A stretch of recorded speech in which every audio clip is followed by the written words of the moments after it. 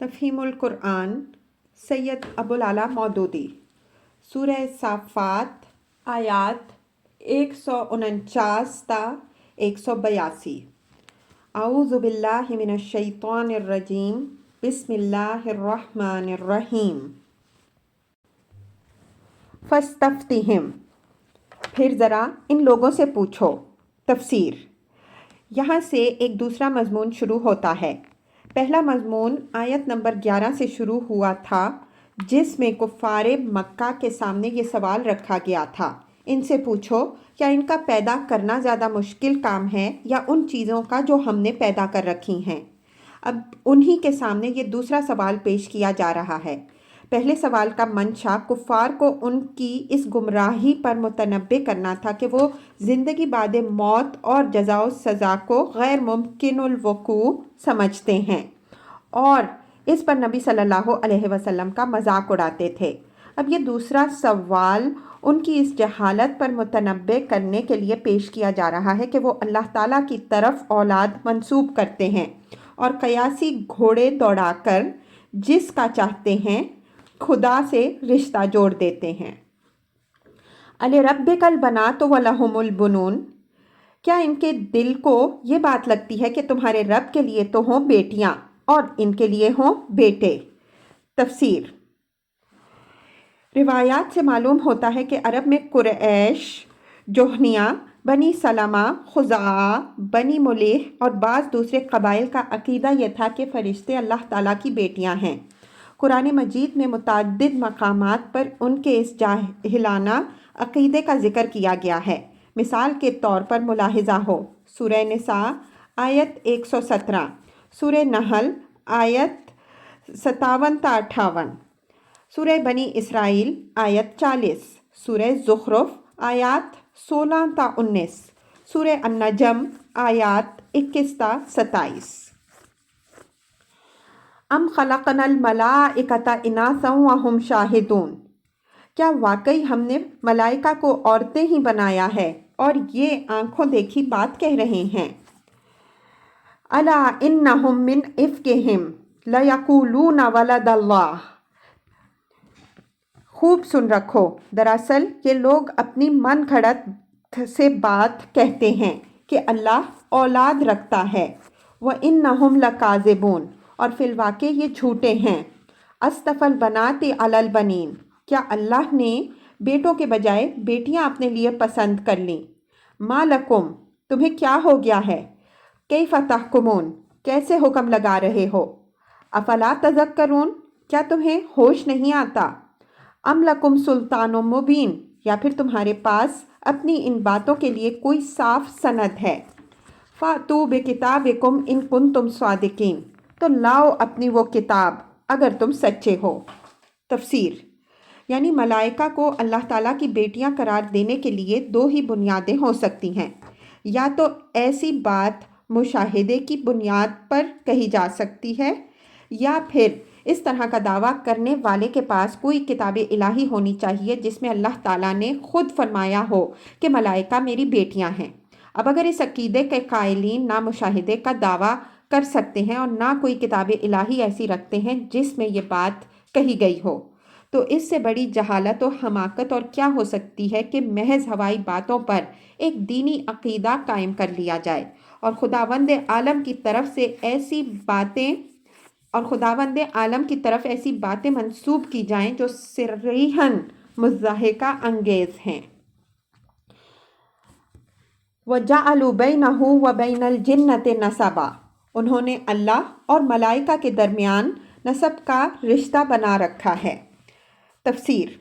اصل میں ملائکہ کے بجائے جنہ کا لفظ استعمال ہوا ہے، لیکن بعض اکابر مفسرین کا خیال ہے کہ یہاں جن کا لفظ اپنے لغوی مفہوم پوشیدہ مخلوق کے لحاظ سے ملائکہ کے لیے استعمال کیا گیا ہے، کیونکہ ملائکہ بھی اصلاً ایک پوشیدہ مخلوق ہیں، اور بعد کا مضمون اسی بات کا تقاضا کرتا ہے کہ یہاں الجنہ کے لفظ کو ملائکہ کے معنی میں لیا جائے۔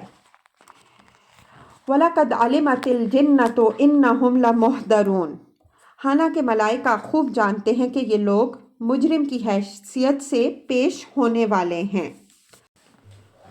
سبحان اللہ عما یصفون، اور وہ کہتے ہیں اللہ ان صفات سے پاک ہے، الا عباد اللہ المخلصین، جو اس کے خالص بندوں کے سوا دوسرے لوگ اس کی طرف منسوب کرتے ہیں۔ فَإِنَّكُمْ وَمَا تَعْبُدُونَ، پس تم اور تمہارے یہ معبود، ما انتم علیہ بفاتنین الا من ہوا صال الجحیم، اللہ سے کسی کو پھیر نہیں سکتے مگر صرف اس کو جو دوزخ کی بھڑکتی ہوئی آگ میں جھلسنے والا ہو۔ تفسیر۔ اس آیت کا دوسرا ترجمہ یہ بھی ہو سکتا ہے، پس تم اور تمہاری یہ عبادت، اس پر تم کسی کو فتنے میں نہیں ڈال سکتے مگر صرف اس کو جو۔ اس دوسرے ترجمے کے لحاظ سے مطلب یہ ہوگا کہ اے گمراہوں، یہ جو تم ہماری پرستش کر رہے ہو اور ہمیں اللہ رب العالمین کی اولاد قرار دے رہے ہو، اس سے تم ہم کو فتنے میں نہیں ڈال سکتے۔ اس سے تو کوئی ایسا احمق ہی فتنے میں پڑ سکتا ہے جس کی شامت سر پر سوار ہو۔ دوسرے الفاظ میں گویا فرشتے اپنے ان پرستاروں سے کہہ رہے ہیں کہ برو ان دام بر مرغے دگرنا،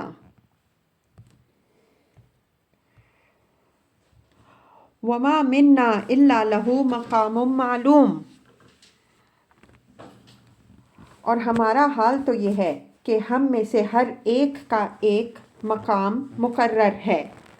تفسیر۔ یعنی اللہ کی اولاد ہونا تو درکنار، ہمارا حال تو یہ ہے کہ ہم میں سے جس کا جو درجہ اور مرتبہ مقرر ہے اس سے ذرہ برابر تجاوز تک کرنے کی مجال ہم نہیں رکھتے۔ وَإِنَّا لَنَحْنُ الصَّافُونَ، اور ہم صف بستہ خدمتگار ہیں۔ وَإِنَّا لَنَحْنُ الْمُسَبِّحُونَ، اور تسبیح کرنے والے ہیں۔ وَإِن كَانُوا لَيَقُولُونَ لَوْ أَنَّ عِندَنَا ذِكْرًا مِّنَ الْأَوَّلِينَ، یہ لوگ پہلے تو کہا کرتے تھے کہ کاش ہمارے پاس وہ ذکر ہوتا جو پچھلی قوموں کو ملا تھا۔ لَا كُنَّا عِبَادَ اللَّهِ الْمُخْلَصِينَ، تو ہم اللہ کے چیدہ بندے ہوتے۔ تفسیر۔ یہی مضمون سورہ فاطر آیت 42 میں گزر چکا ہے۔ فَكَفَرُوا بِهِ فَسَوْفَ يَعْلَمُونَ، مگر جب وہ آ گیا تو انہوں نے اس کا انکار کر دیا، اور اب عنقریب انہیں اس روش کا نتیجہ معلوم ہو جائے گا۔ وَلَقَدْ سَبَقَتْ كَلِمَتُنَا لِعِبَادِنَا الْمُرْسَلِينَ، اپنے بھیجے ہوئے بندوں سے ہم پہلے ہی وعدہ کر چکے ہیں۔ اِنَّهُمْ لَهُمُ الْمَنْصُورُونَ، کہ یقیناً ان کی مدد کی جائے گی۔ وَإِنَّا جُنْدَنَا لَهُمُ الْغَالِبُونَ، اور ہمارا لشکر ہی غالب رہے گا۔ تفسیر۔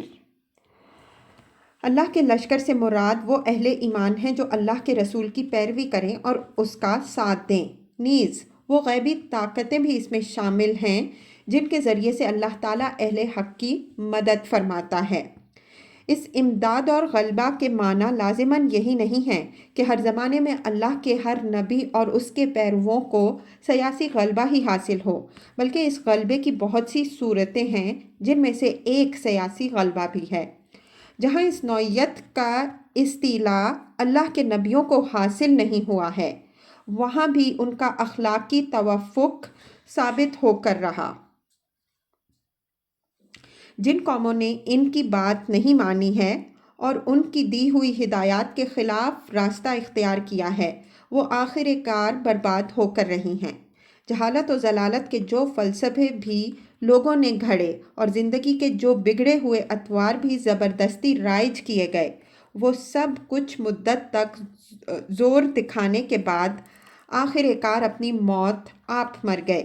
مگر جن حقیقتوں کو ہزارہ برس سے اللہ کے نبی حقیقت و صداقت کی حیثیت سے پیش کرتے رہے ہیں، وہ پہلے بھی اٹل تھیں اور آج بھی اٹل ہیں، انہیں اپنی جگہ سے کوئی نہیں ہلا سکا۔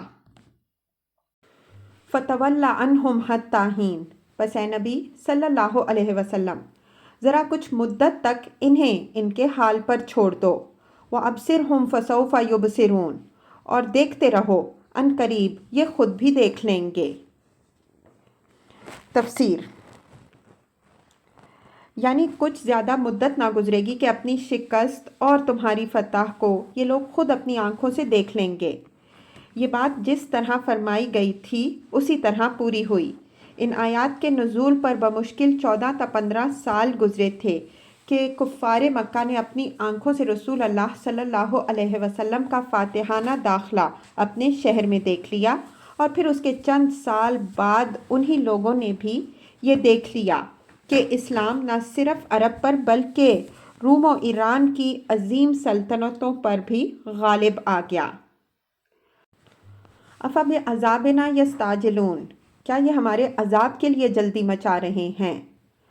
فَإِذَا نَزَلَ بِسَاحَتِهِمْ فَسَاءَ صَبَّاحُ الْمُنذَرِينَ، جب وہ ان کے صحن میں آ اترے گا تو وہ دن ان لوگوں کے لیے بہت برا ہوگا جنہیں متنبع کیے جا چکا تھا۔ وَتَوَلَّ عَنْهُمْ حَتَّىٰ حِینٍ، بس ذرا انہیں کچھ مدت کے لیے چھوڑ دو۔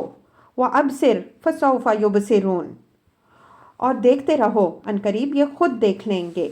سبحان ربک رب العزت عما یصفون، پاک ہے تیرا رب عزت کا مالک ان تمام باتوں سے جو یہ لوگ بنا رہے ہیں۔ وسلام علی المرسلین، سلام ہے مرسلین پر۔